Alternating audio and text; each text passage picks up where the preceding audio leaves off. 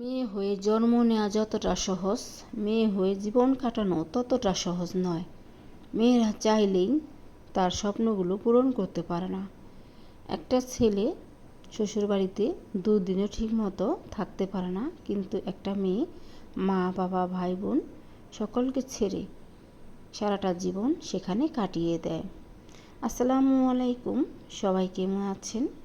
এদিকে আমরাও ভালো আছি আলহামদুলিল্লাহ। আমি সাথী আক্তার দুহার থেকে বলছি। সাথী আক্তার চ্যানেল থেকে আপনাদের সবাইকে স্বাগতম। তো প্রতিবারের মতো আজকে অনেকদিন পর একটা ব্লগ ভিডিও নিয়ে হাজির হয়েছিলাম। তো আমার এই ভিডিওটি আপনাদের হয়তো ভালো লাগবে, কোথাও স্কিপ করবেন না, ভিডিওটি জুড়েই থাকবেন। তো আজকে সকালটা শুরু করলাম আমি সকালে নাস্তা দিয়ে। এখানে আমি ফুলকো ফুলকো করে রুটি নাস্তাটা করে নিলাম। তারপরে যেহেতু আমি দুপুরে রান্না করব, তার আগেই রুমগুলো একটু গুছিয়ে নিলাম। তো এখানে আমি সমস্ত রুম আমি ঝেড়ে পরিষ্কার করে নিচ্ছি। এখন ঝাড় দিয়ে নিলাম।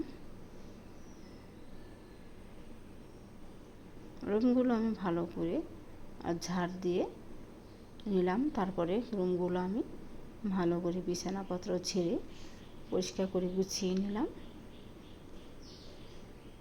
তো গুছিয়ে নেওয়ার পরেই ভাবলাম যে সবাই মিলে জাম খাচ্ছে, তো সেখানে চলে যাচ্ছি। অনেক বাচ্চা কাচ্চা ছিল, আমাদের বাসার সব পরিবারই ছিলাম আমরা, জায়েরা 3 জায়েরা। তো এখানে আমার বর বাচ্চাদেরকে জাম পেড়ে দিচ্ছে। জাম গাছটা একটু উঁচু ছিল, বড় জাম গাছ প্রচুর। আর এই জামগুলোর নাম পেতি জাম। এটা কিন্তু ছোটোবেলায় আমরা খুব কম খেতাম, আর এখন পাওয়া যায় না, খুব কম পাওয়া যায়। তো অনেক জাম ঝরঝরিয়ে পড়ছে।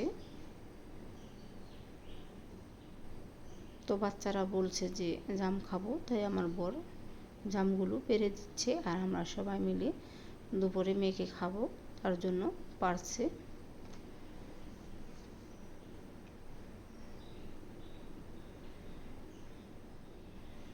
তো জামগুলো আমরা মেখে খাবো। আর এভাবে কে কে জাম খেতে পছন্দ করেন কমেন্ট করবেন।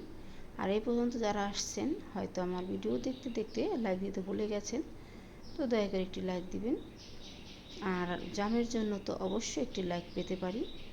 তারপরে জাম খেয়ে চলে আসলাম দুপুরে রান্নাতে। এখানে আমি কুমড়ো ভাজাটা পিস পিস করে কেটে ভেজে নিয়েছি, আর এখন পটলটা ভুনা করব। তো পটলগুলো আমি আগে ভেজে নিয়েছি, এখন পেঁয়াজ আর আলু দিয়ে ভুনা করছি।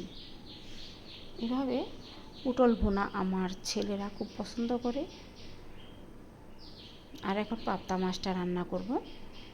তো পাবদা মাছগুলো আমি লবণ দিয়ে মেখে নিয়েছি। এখন আলু দিয়ে আর টমেটো দিয়ে এই আলুগুলা পাবদা মাছগুলা রান্না করব। প্রথমে আমি পাবদা মাছগুলো ভালো করে ভেজে নেব।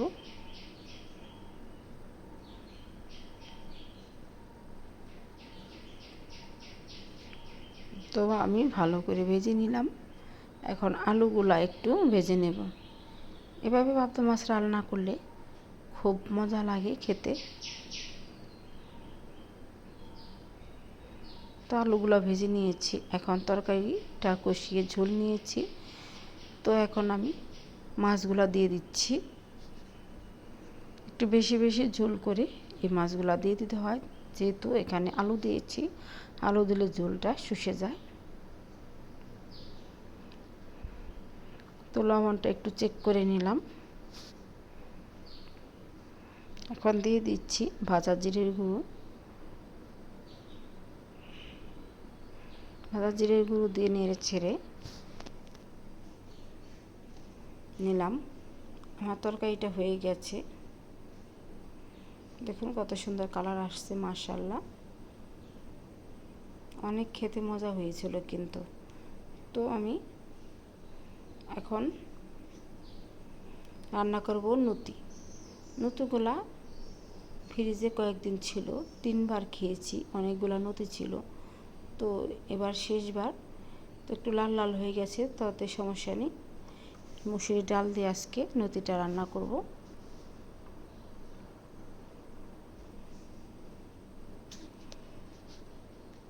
তো নতিগুলা আমি রান্না করছি।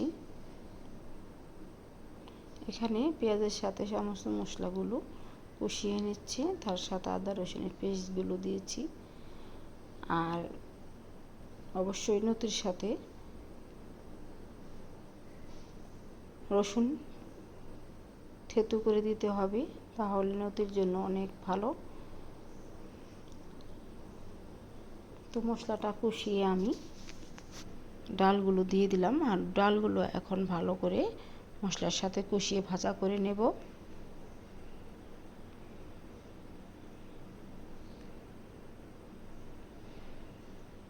এখানে ভাজা করা হয়ে গেছে, আমি পানি দিয়ে দিলাম।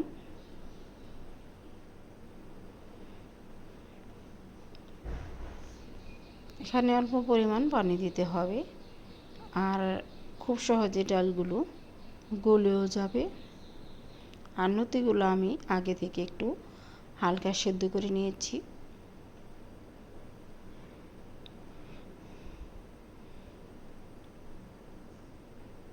এখন নতিগুলো দিয়ে দিব।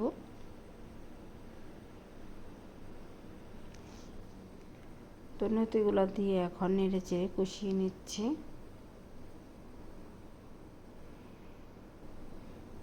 তো নতি রান্না করতে করতে আপনাদের সাথে কিছু কথা বলে নিই। আমার ভিডিওতে সবাই ফুল ওয়াচ করে না, কিছু কিছু আপুরা ফুল ওয়াচ করে। আর এমনি ভিডিওর যে কথা সেগুলো দেখেই তারা কমেন্ট করে চলে যায়। সেসব আপুদের বলবো, তোমরা একটু কষ্ট করে ফুল ওয়াচ করো। যেখানে 7 মিনিট 5 মিনিট, সেখানে তোমরা 4 মিনিট ভিডিওটা দেখো কষ্ট করে। আমার ওয়াচ টাইম খুব কম, তেমন সাবস্ক্রাইবও বাড়ছে না। কি করব, চ্যানেলটা কেমন মরে গেছে। প্লিজ দয়া করে আমার ভিডিওগুলা তোমরা দেখবে এবং ওয়াচ টাইম করবে। তো রান্না বান্না শেষ করে নিলাম, এই তো ফাইনাল লুক দেখিয়ে দিচ্ছি। কুমড়া ভাজা করেছি, পটল ভুনা করেছি, পাবদা মাছ রান্না করেছি, আর এখানে নতি দিয়ে ডাল রান্না করেছি। খুব মজা হয়েছিল। সবাই ভালো থাকবেন, সুস্থ থাকবেন। ধন্যবাদ।